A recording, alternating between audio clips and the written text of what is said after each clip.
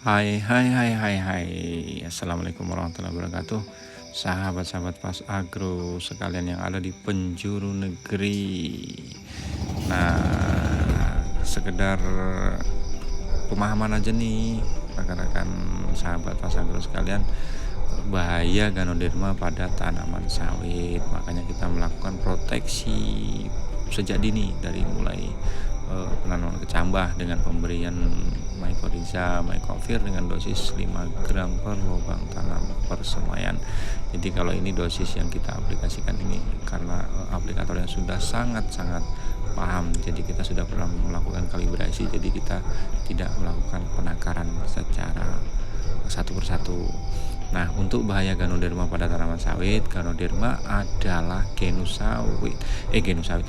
jamur yang dapat menyebabkan penyakit pada tanaman, terutama pada beberapa tanaman perkebunan seperti kelapa sawit. Penyakit yang disebabkan oleh Ganoderma pada kelapa sawit disebut penyakit busuk pangkal batang atau basal stem rot. Ini merupakan penyakit serius karena dapat menyebabkan kematian tanaman dan dapat mengurangi produksi kelapa sawit di perkebunan.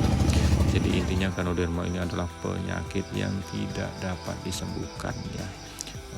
Kalau kayak apanya sama dengan kanker lah ya. Nah, Ganoderma menyebabkan busuk pada pangkal batang tanaman kelapa sawit.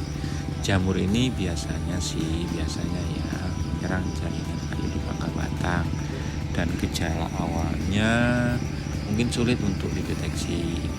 Nah, seiring berjalannya waktu, tanaman yang sudah terinfeksi akan menunjukkan gejala-gejala seperti pelemahan, penurunan pertumbuhan, dan akhirnya kematian.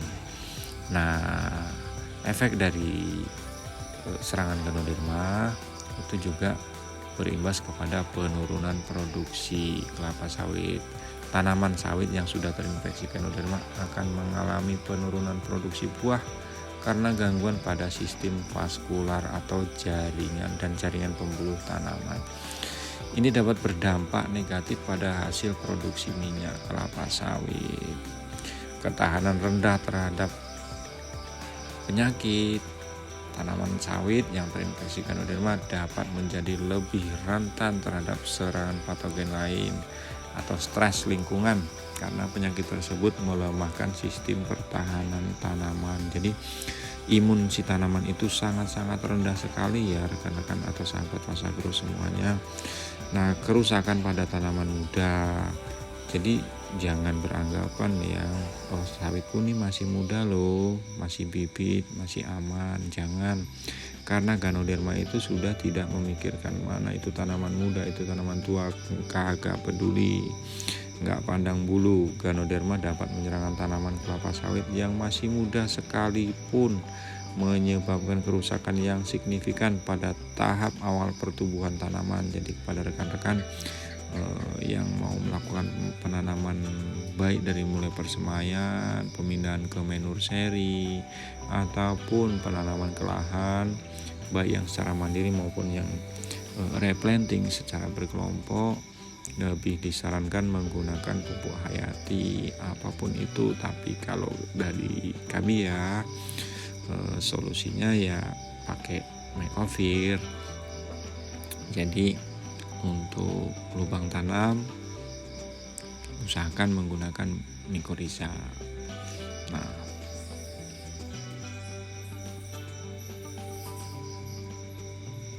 jadi jangan sampai lupa ya, gunakan selalu mycorrhiza karena manfaatnya sangat luar biasa sekali. Di samping yang sudah dijelaskan tadi, yang jelas manfaatnya sangat banyak sekali. Mycorrhiza mycovir, penyubur tanaman, dicintai akar, dibenci Ganoderma. Thank you.